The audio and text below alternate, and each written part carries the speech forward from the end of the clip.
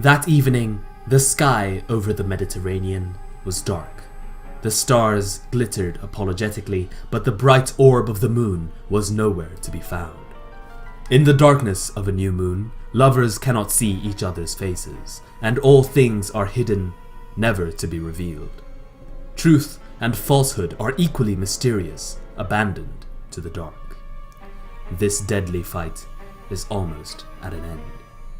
But just as this battle is built on the battles that preceded it, it too will lead into battles to come.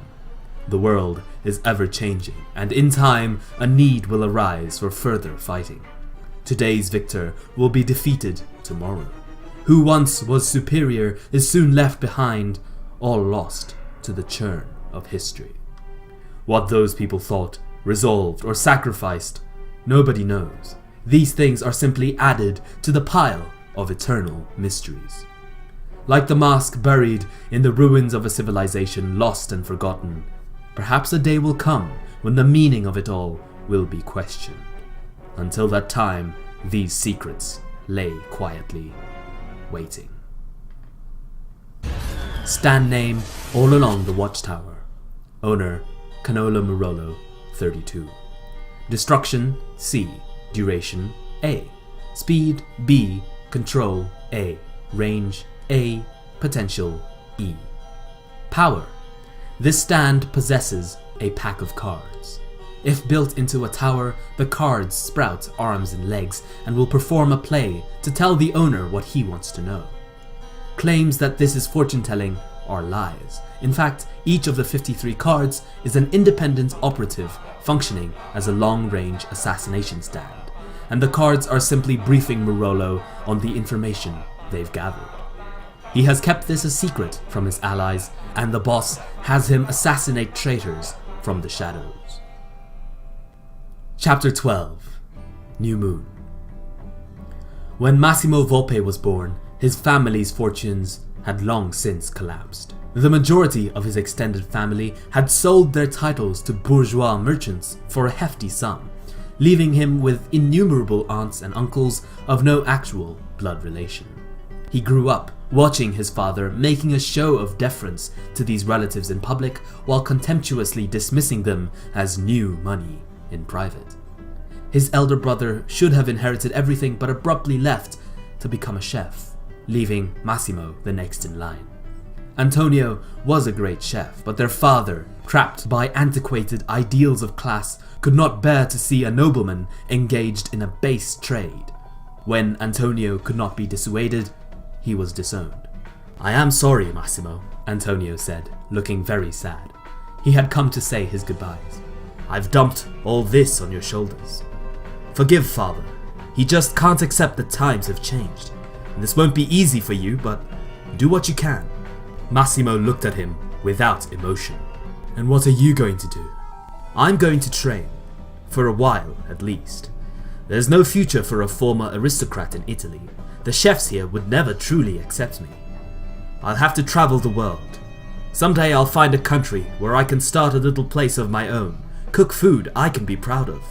I'd have to use our mother's maiden name, of course. Couldn't have that stain on the Volpe name. I'll call myself Trisardi. And who cares what you call yourself? Father will. You hate him enough to leave.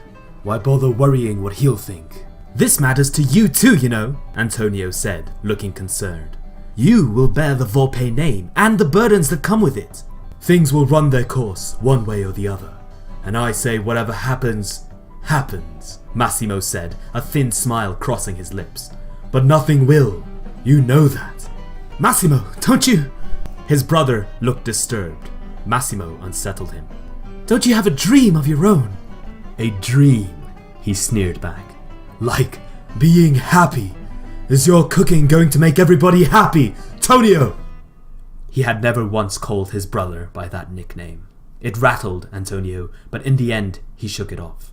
"This may sound rich, coming from me, but you really need to look after yourself first, sometimes. I wish I could think of a better way to put that, but—" "I get it." "No, you don't. You don't, and Dad doesn't. He at least laments the state of the world. You simply ignore it." That was the last thing his brother said, the last time he saw him. A few years later, his family's mounting debts had swollen past the breaking point, and he'd sold himself and his title to Passione. His father aged years overnight, and was now a full-fledged junkie, addicted to the drugs his son made. He sometimes wondered if the power Passione had awakened within him had granted his brother a similar power on the other side of the world. That sort of thing often happened with relatives. Knowing him, his power would be like mine, but have more of a dream. It would almost certainly stimulate the functions of a living organism, but more in a make healthy food way. There's irony for you. One brother creates more drug addicts, the other makes more healthy people. Not that it really matters. Massimo Volpe's personality began and ended with listless apathy, but there was one time in his life when he found himself resenting his own lack of passion, when he saw a much younger fellow student by the name of Panacotta Fugo. He took an instant dislike to him. Where Massimo barely ever showed himself in class, Fugo at least pretended to be a model student, never misbehaving, but Volpe knew better. He knew Fugo cared as little about his surroundings as he did. He was not the least bit surprised when Fugo self-destructed and got himself expelled. He had known it would happen, and it had. But that unpleasant feeling remained. He had a sinking feeling that horrible kid would appear before him and he would regret it. That prophetic notion lingered, and now it was about to come true. Fugo isn't here. Where is he? Volpe asked. He'd torn the roof off the car and was looking down at it. Sheila E lay inside, convulsions shaking her body. She didn't answer, or couldn't. Volpe wasn't sure which. The impact had injured her severely. Did I go too far? Serves you right for trying to run me down. I suppose you'll still make for a decent hostage. He grabbed her roughly and yanked her out of the remains of the car. She hung limp, like a kitten held aloft by the scruff of its neck. Voodoo child! Sheila E summoned all her strength and produced her stand. Voodoo child swung its fists, but each blow was smoothly deflected by Volpe's bare hands. His flesh, so strengthened by manic depression, her stand's power and speed were no match for him. Volpe blocked the punch with more force, breaking Voodoo child's arm. Sheila E's arm twisted in kind, the bone snapping. Before she could try to kick, both legs were broken too. And once more, Volpe slammed his head into hers, splitting the skin on her forehead. Sheila E yelped in pain. The blood got in her eyes, blinding her. Her neck rolled backwards, and she did not lift it again. She was unable to move at all. He'd used less than a fifth of his full strength and completely incapacitated her. Okay, Volpe said, turning around, still dangling Sheila E in one hand. Looks like things are taken care of here. Angelica, you can come out now. Check to see if anyone's coming, please. There was no response. Angelica did not show herself. Angelica? Volpe felt a sinking sensation in his chest. He tossed Sheila E's unmoving body to one side and peered into the room where Angelica had been hiding. It was empty. Angelica, did you go after Fugo alone? Trying to avenge Kokaki? Fugo stopped in his tracks. He had been running after Sheila E towards Ortigia when he spied some people stumbling towards him. A whole mob of them churning forwards, aimed at him. The color of their eyes had changed, or, more accurately, their eyes no longer had color. Blank eyes in expressionless faces pointed at nothing in particular, their bodies propelled forward through no will of their own. Running forward without looking where they were going, tripping over their own feet and sprawling on the ground, only to be trampled by the people behind them. Relentless, like they were charging out of hell, but without the screams you would expect to hear. These people sensed none of this. There was nothing left of their minds but the bloodlust they had been infected with. Fugo shuddered. This was what the drug Manic Depression led to. Nightbird flying was just carrying the effects to everyone. It made all thoughts, personality, and states of mind meaningless, leaving behind a vacant horde responding instinctively to any stimuli. Giorno Giovanna was right to decide he was too dangerous. With him, all paths lead to blackness, like the depths of a bottomless crevasse carved in the side of a glacier. The horde lunged at him. Oh no. Fugo desperately shoved past them. He couldn't attack blindly. If he used his deadly virus, he could easily take out the entire crowd, and that was bad. I only have 6 virus capsules. If I use them here, I'll never take Volpe down. He put his head down and forced his way forward.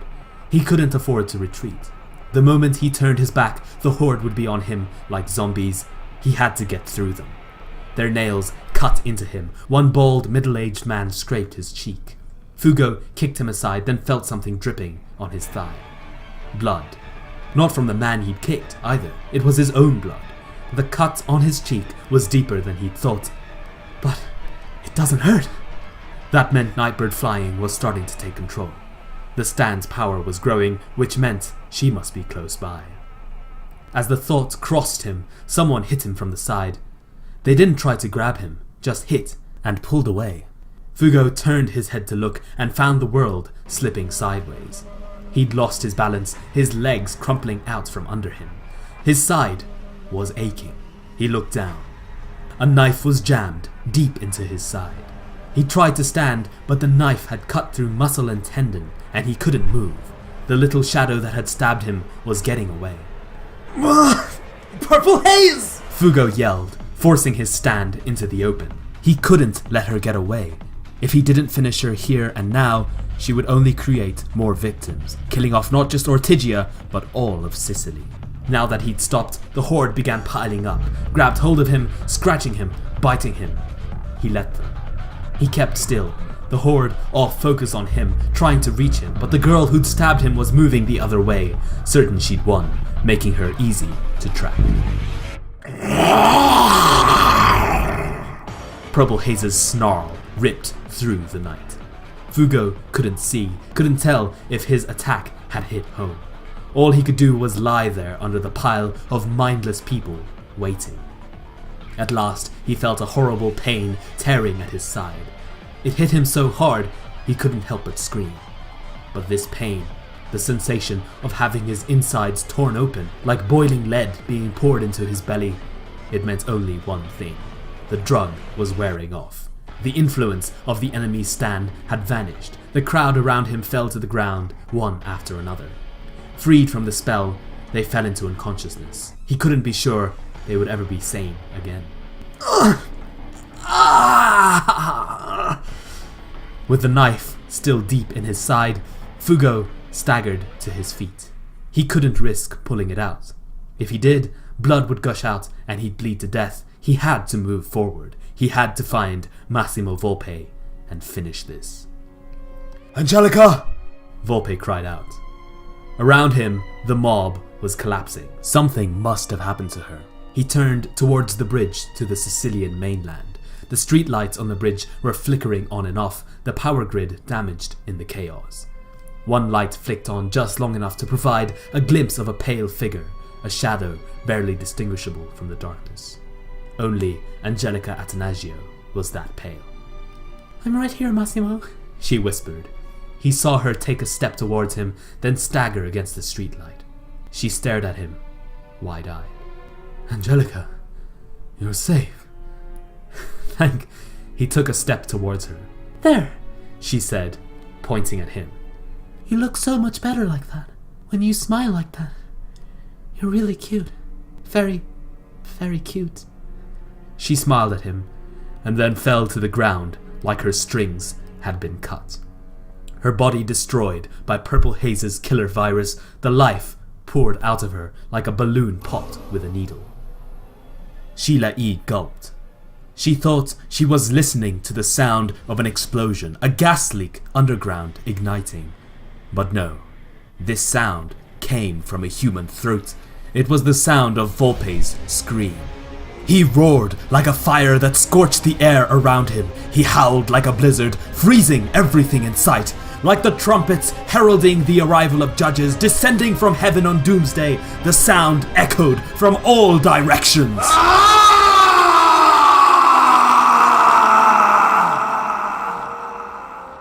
And when it stopped, the silence was even louder. Volpe's body stood perfectly still, then lurched left, right, and turned slowly towards her. His head lolled forward, his eyes locked on Sheila E. Those eyes so devoid of expression they had less warmth than glass beads in an old doll's face.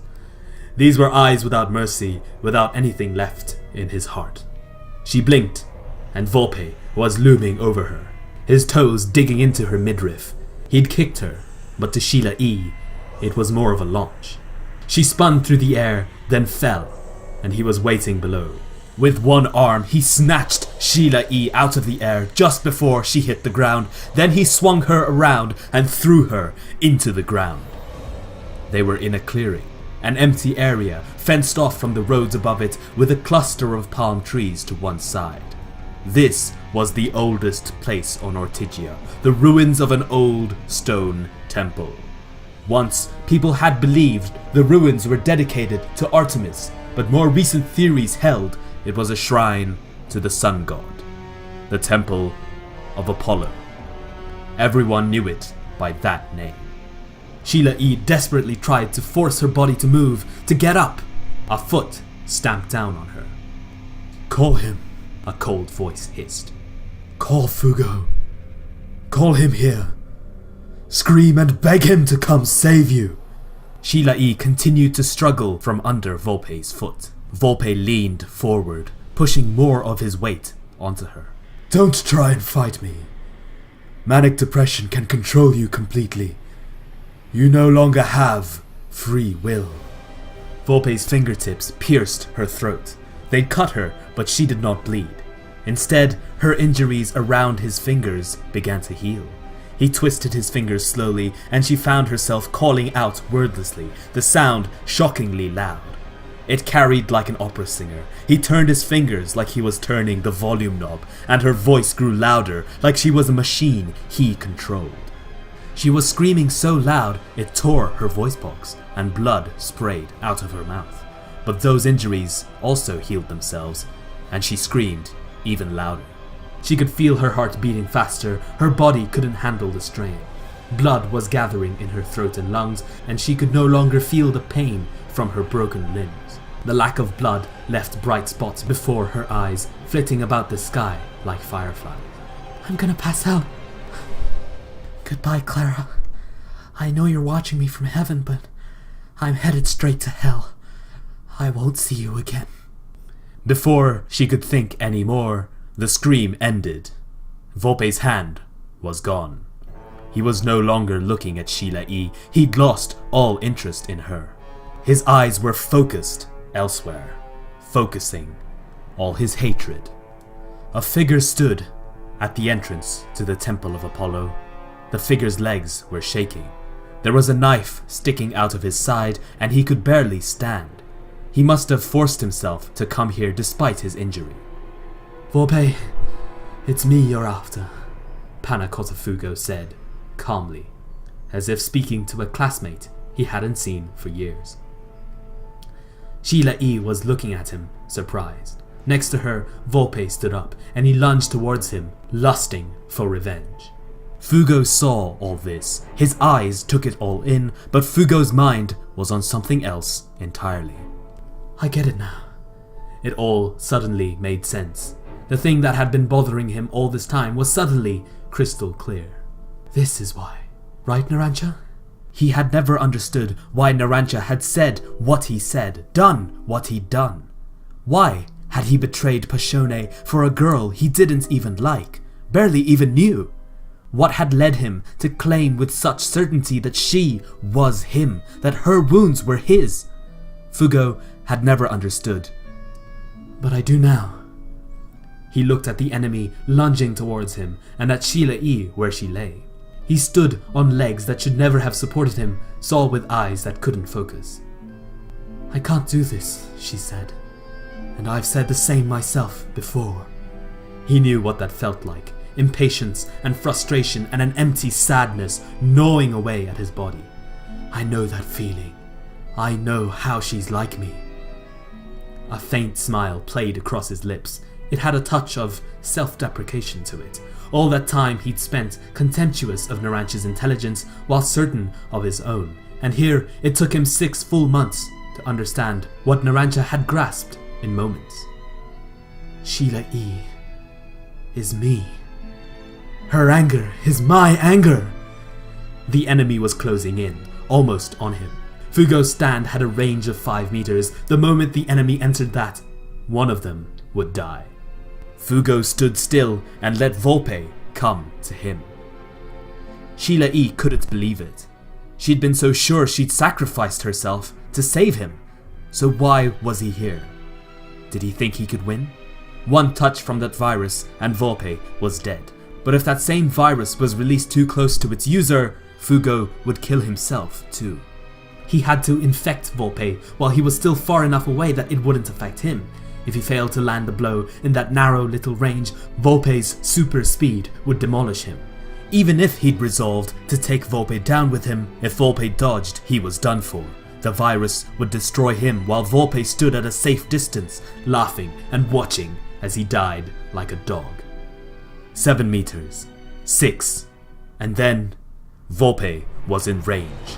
Purple haze jumped forwards. If he blew this chance, he was done for. And in that instant, Sheila E saw something impossible fly by. Against the dark, moonless sky, she saw light from the ground reflecting off of it. A little bird fluttering by. Nightbird flying. That's impossible! The girl that was controlling it died! The virus got her! There's no way she survived! Did Volpe somehow keep her alive, even though her very bones had melted? Did he stop the virus when she was 90% dead? There's no way she would even be able to think. There's nothing left of her but the automatic stand, that little bird. Why would he do that? Wait.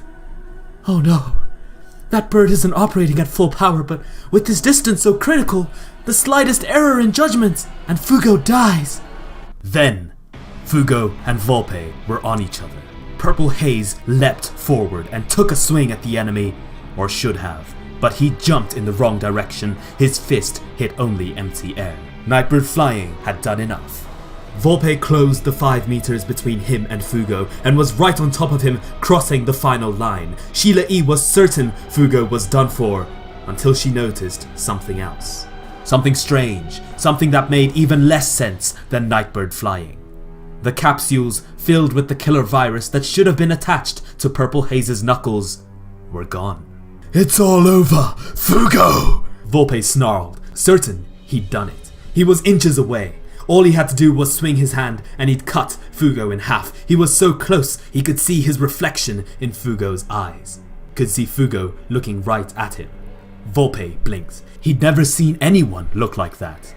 These weren't the eyes of the bad-tempered, conceited, snotty little classmate, and they weren't the eyes of a thug certain his role was to do whatever the mob ordered. These eyes showed resolve. These were the eyes of a man who'd made his choice and was willing to gamble everything on it. He heard something pop from right in front of him. Even as his hand swung towards Fugo, something popped in Fugo's mouth, and even with his hyper-strengthened reflexes, he could not react in time. Blood sprayed out of Fugo's mouth, covering Volpe's body. Fugo had bit into a capsule. Volpe jumped back, but it was too late. There was nothing he could do to stop it. It was feral. It attacked explosively. Volpe opened his mouth and tried to scream, but no words came out. Holes had opened up in his lungs and air was leaking out. He tried to take a step, but his legs crumpled, his muscles fraying. He tried to look up at the moonless sky, but he couldn't see a thing. His eyes were melting out of their sockets. He tried to regret everything, but failed. His brain had been consumed. In an instant, Massimo Volpe's life ended. Like a dry leaf carried on the wind, he was gone.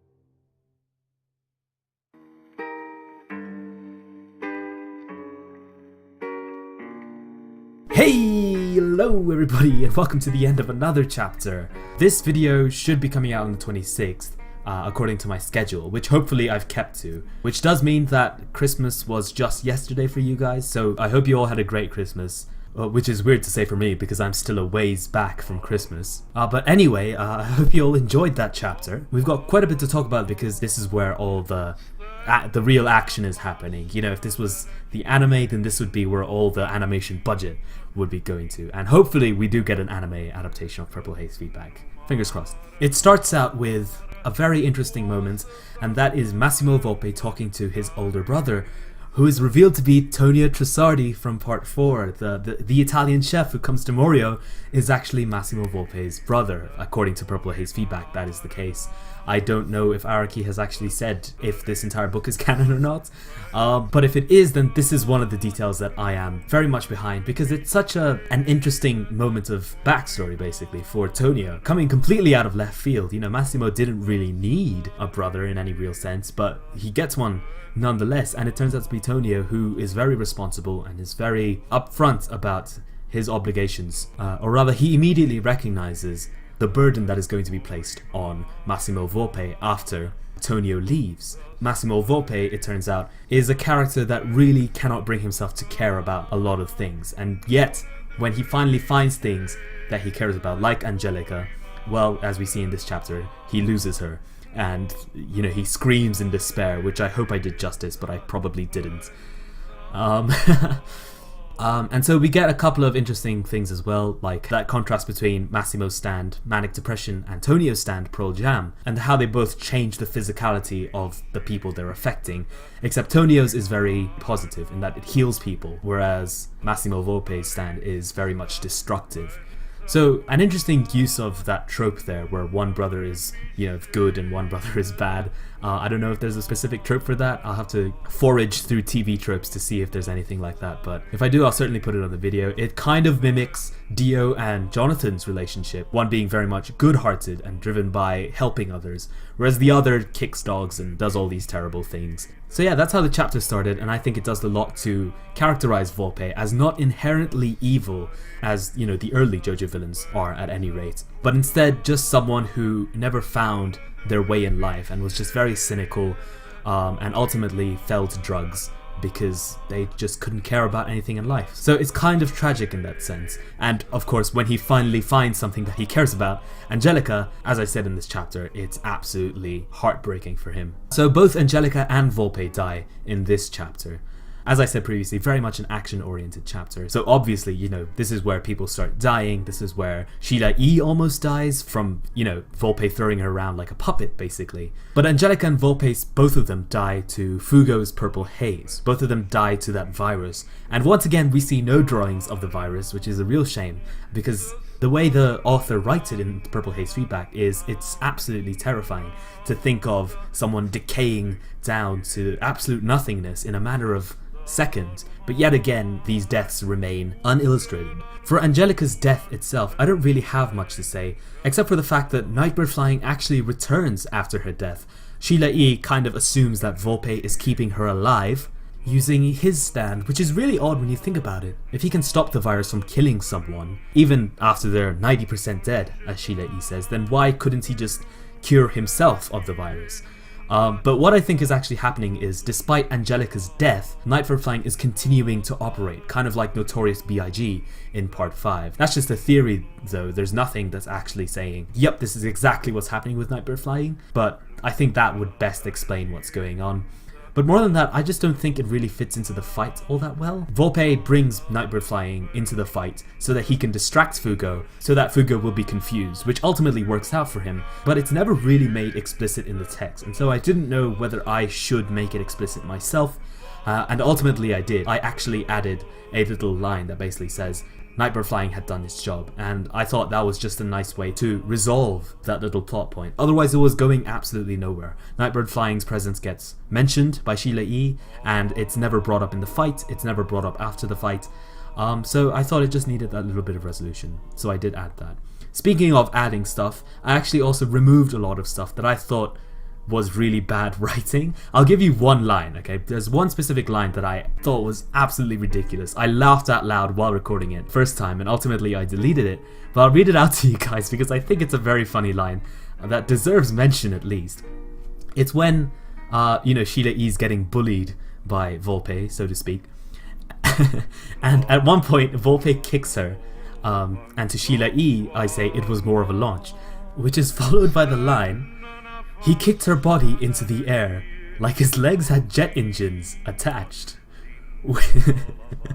Which I think is a very stupid sentence, and I think I am perfectly justified in cutting out. There are also a couple of lines that I felt were a bit awkwardly placed, so I edited it, so to speak, in a way that I thought was easier to read and also easier to understand. So I hope you guys don't mind that. If you're following the audiobook while reading, some of it might have seemed a bit out of order. That was my fault, and I do apologize for that, but I do think it's better for that, so I'm not very serious about that apology. That being said, not all of the writing was terrible that I needed to correct it. I thought Volpe's death was really well done. The fact that he's trying to do all these things but failing every single time because the virus is literally eating him as he's trying to do them, to the point that he can't even regret everything because his brain has been consumed. I thought that was fantastic writing. So not all of it was bad writing, some of it was absolutely fantastic. It's just, it was inconsistent, which made it very difficult to read. Anyway, the final point that I have is, going back to the previous chapter, I made the point where Vittorio dies in a way that calls back to Sale and Zucchero, in that he uses his own stand against him. And now, Fugo, in order to fight against Volpe, also uses his own stand against him, in that he actually bites into the capsule that contains his virus and kills Volpe in that manner. Except in this case, it's actually not a matter of hubris, the way Sale and Zucchero and Vittorio died. It's Fugo doing it on purpose. It's almost him embracing his self-sacrificial nature, of course prefaced by his own character development as he understands why Narancia said, "Trish is me," right? That's been one of the driving things for Fugo, trying to understand Narancia, understanding empathy in a way. And before this fight started, he totally empathizes with Sheila E, and that's what drives him in this fight, to completely killing this evil, regardless of what Giorno thinks of it, or what Sheila E thinks of it. That's what I got out of it anyway. The thematic resolution of the text will of course come in the next chapter, which I won't spoil for you, but there's a whole full-size chapter waiting for you guys, and I hope you guys enjoy it, because that will of course be the final audiobook chapter, and after that will be the end of Purple Haze feedback, minus like the authors afterward and like a review that I'm planning on doing, but the actual text finishes very, very soon, and I'm really excited to share it with you guys. So if you want to be notified when that comes out, then certainly hit the subscribe button, although I can guarantee that it should be out by the end of the year. If you like this chapter, then leave a like. If you didn't like it, then leave a dislike. I know for a fact that I definitely didn't like Volpe's scream, and if I could redo it, then I probably would. Although truth be told, this is probably as good as I can make it. But if you did, then tell me in the comment section below, and I'll be happy to take a look at that feedback for future audiobooks, and certainly for the final chapter of this as well. So with that said, I'll see you guys for the end of Purple Haze feedback.